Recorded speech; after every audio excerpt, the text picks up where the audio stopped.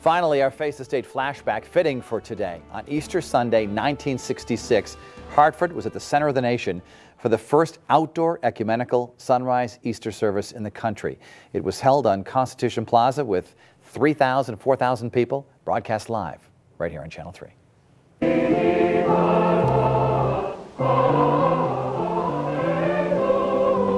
Good morning, everyone. Through the cameras of Channel 3, you are about to witness America's first ecumenical Easter festival with members of the Catholic, Orthodox, and Protestant churches joining together in an Easter sunrise service, expressing the unity of these Christian faiths.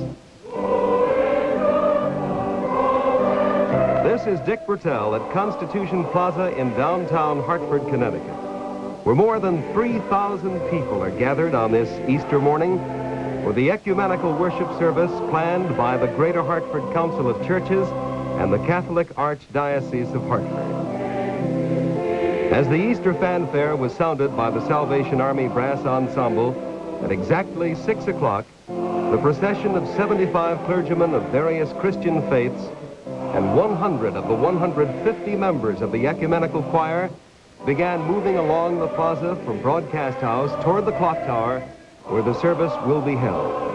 The processional hymn is Jesus Christ is Risen Today.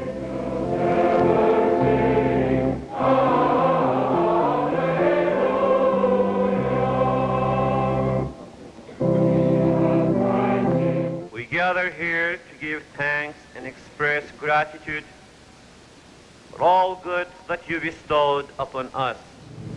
Seated at the right hand of God, set your minds on things that are above, and not on things that are on earth. The former things have passed away. Behold, they are made new. Thanks be to God, who has given us the victory through our Lord Jesus Christ.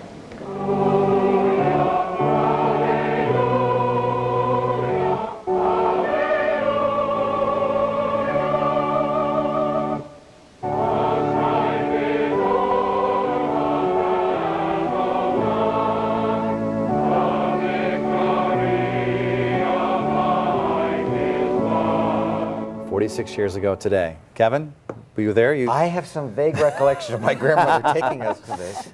I was been a very little boy. Yeah. And I do, you know, because Constitution Plaza was, the center of a lot of things going on, and that was the sort of thing we would go to.